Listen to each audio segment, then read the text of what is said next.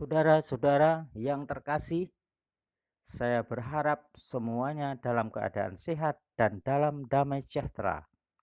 Pada kesempatan ini, saya akan menjawab sejumlah pertanyaan yang diajukan kepada saya. Demikian, apakah setiap orang mesti mati? Kemanakah orang yang mati itu pergi? Apakah orang yang mati, yaitu orang Kristen atau orang Nasrani itu boleh dibakar? Apakah kita boleh berhubungan atau bisa berhubungan dengan orang yang sudah mati? Apakah benar ziarah kubur itu berarti ketemu dengan orang-orang yang kita kasih yang sudah meninggal? Mohon saya diberi jawaban sesuai firman Tuhan dan tidak keluar dari jalur firman Tuhan. Saudara-saudara yang terkasih, selanjutnya saya akan memberikan jawaban untuk pertanyaan itu. Dan bagi saudara-saudara yang belum pernah subscribe ke video-video saya, silahkan subscribe untuk mengikuti video-video saya berikutnya. Silahkan tekan subscribe. Terima kasih. Saudara-saudara, di dalam kitab Pengkhotbah 12 ayat 7 dikatakan bahwa orang yang mati dagingnya kembali kepada tanah di mana dia berasal. Kemudian rohnya kembali kepada Tuhan yang telah mengaruniakannya.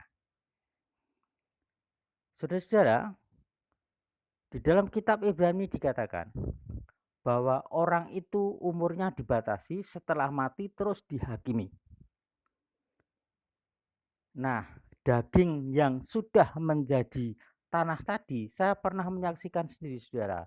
Ketika ada pemindahan makam gitu ya, ada satu peti yang sangat kokoh, dibongkar itu belum berkarat, belum rusak, kemudian dibuka, mau dilihat dalamnya untuk dipindahkan ke tempat lain karena tempat itu mau dipakai untuk bangunan.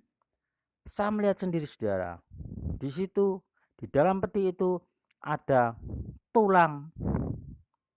Kemudian di samping tulang-tulang itu ada butir-butir seperti pasir yang warnanya hitam kelam. Dan itu ada semua di sekitar tulang-tulang itu.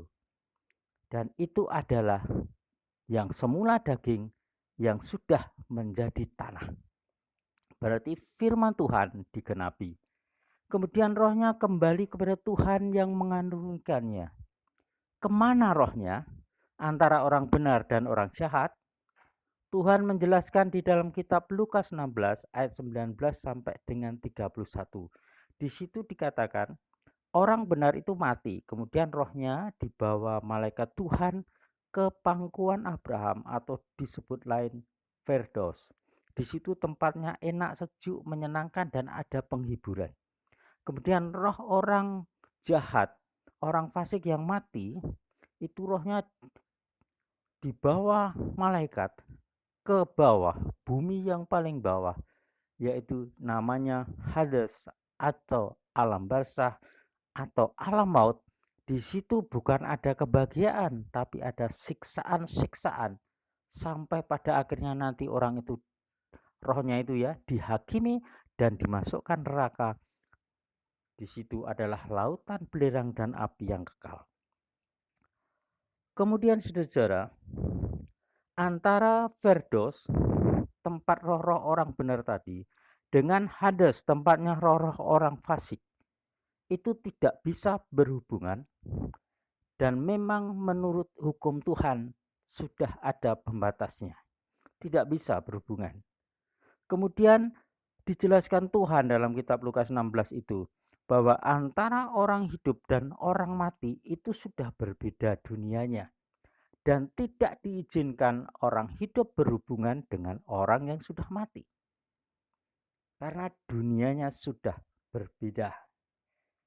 Nah, itulah saudara, dengan jelas sekali firman Tuhan mengatakan demikian. Jadi sudah jelas, kalau orang mati rohnya kemana?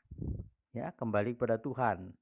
Cuma tempatnya sesuai perbuatan orang itu, ke Firdaus atau ke alam maut. Kalau dagingnya jelas kembali ke tanah. Kemudian kalau ada pertanyaan, bolehlah kita berhubungan dengan orang yang sudah mati? Jawabannya adalah tidak boleh.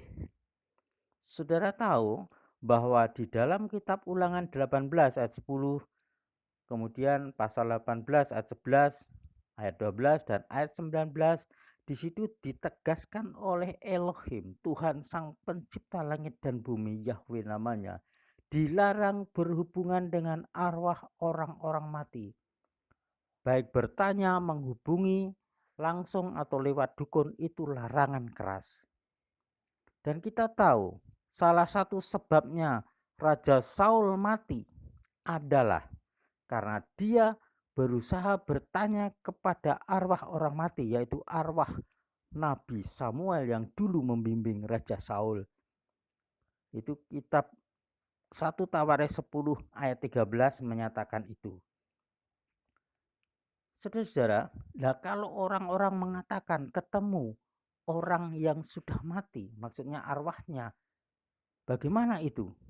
Saudara-saudara, itu adalah tipu daya setan. Jadi yang menemui orang itu seolah-olah rohnya orang yang sudah mati, itu adalah setan. Misalkan orang bikin jelangkung, kemudian nulis si Joni mati di jalan ini, begini-begini, terus minta apa, itu bukan rohnya Joni yang mati ketabrak itu, saudara. Tapi itu setan yang menyamar rohnya Joni. Sehingga apa, saudara? Seolah-olah orang itu berhubungan dengan arwahnya orang yang sudah mati. Dan itu tipu daya setan. Karena itu ada larangan keras dari Tuhan, tidak boleh berhubungan. Kemudian apakah tadi kalau ziarah kubur, ya, itu merupakan tempat untuk kita bisa berhubungan orang yang kita kasih yang sudah meninggal dunia? Itu juga tipu daya setan, saudara-saudara. Di dalam kubur, tempat orang itu dimakamkan, sekali lagi saya katakan tadi, dagingnya itu kembali jadi tanah. Sudah. Jadi di dalam kubur itu tidak ada kehidupan orang yang sudah mati. Kok bisa? Ya bisa, karena firman Tuhan katakan tadi, dagingnya kembali kepada tanah, dikubur. Rohnya kembali kepada Tuhan. Yang ada kehidupan apa, saudara? Rohnya. Meskipun rohnya itu masuk ke Hades, siksaan, tapi kan tetap hidup disiksa di situ. Ataupun yang masuk Firdaus di dalam kebahagiaan, tapi rohnya kan dua-duanya roh yang masih hidup. Jadi kalau orang mau menghubungi orang yang sudah mati, itu yang benar itu yang menghubungi di Firdaus atau di alam maut. Tapi saudara, sayangnya ada larangan dari Tuhan, tidak bisa orang berhubungan dengan arwah orang mati. Ya.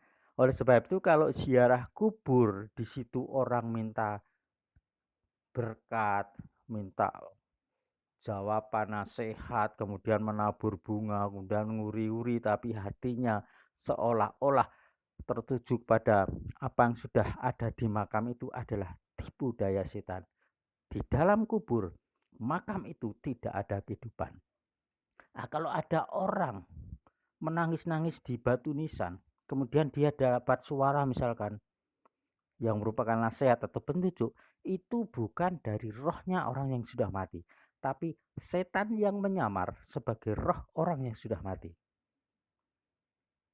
Nah, itu saudara-saudara, itu yang sesuai firman Tuhan. Kemudian tadi pertanyaannya, bolehkah orang Nasrani atau Kristen mayatnya itu dibakar? Ya, kalau ada kebiasaan kan sudah dikubur beberapa bulan atau tahun gitu, dibongkar lagi, kemudian tulangnya dibakar, dikremasi. Nah, ini saudara-saudara, ada kisah di dalam kitab Amos 2 ayat 1 sampai 2. Saat itu Raja Moab itu membakar tulang-tulang Raja Edom. Akibatnya apa, saudara? Tuhan Elohim Yahweh, Sang Pencipta langit dan bumi, menghukum Raja Moab itu karena membakar tulang-tulang manusia, yaitu Raja Edom, dengan hukuman mati. Ketika dia dalam huru-hara, langsung Tuhan pakai salah satu dari situ untuk membuat Raja Moab itu mati. Jadi inilah saudara-saudara, di dalam firman Tuhan jelas tidak ada kebiasaan umat Tuhan untuk membakar tulang-tulang untuk dikremasi. Untuk membakar mayat tidak ada. Oleh sebab itu, dengan contoh dalam kitab Amos tadi kita jelas mengetahui di sini bahwa Tuhan tidak menghendaki orang membakar tulang-tulang manusia atau orang yang sudah mati tidak layak atau tidak dibenarkan sesuai kitab suci untuk dibakar. Itu jawaban sesuai kitab suci, saudara. Sehingga apa, saudara? Kepercayaan kita di dalam Tuhan itu jelas ada alurnya, ada batas-batasan. Jadi orang Nasrani dengan kitabnya yang benar itu tidak sembarangan, sudah. Semua sudah diatur oleh Tuhan. Cuma biasanya seperti saya dulu, cuma Kristen atau Nasrani itu simbol saja, tidak pernah mempelajari kitab suci. Apa yang dikatakan pengkhotbah, buku-buku dipercayai saja. Apalagi buku-buku dunia yang bertentangan dengan firman ya sudah dianggap baik. Nah, inilah saudara-saudara, semua itu sudah nyata sesuai firman. Oleh karena itu saudara-saudara, tidak usah cari buku-buku sumber-sumber yang lain, sudah terjawab semua pertanyaan tadi. Jadi saya menjawab sesuai firman Tuhan. Kalau saudara berpandangan lain di luar kebenaran firman ini, silahkan, itu hak asasi setiap orang.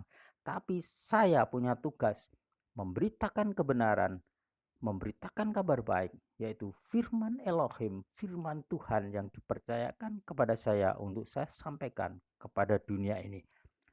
Saudara-saudara, biarlah ini menjadi berkat bagi semua saja yang mendengar, melihat, menonton video ini, dan semua diberkati dalam aspek hidupnya. Dan saya percaya orang yang mencari kebenaran dengan hati nuraninya akan dipuaskan oleh Tuhan.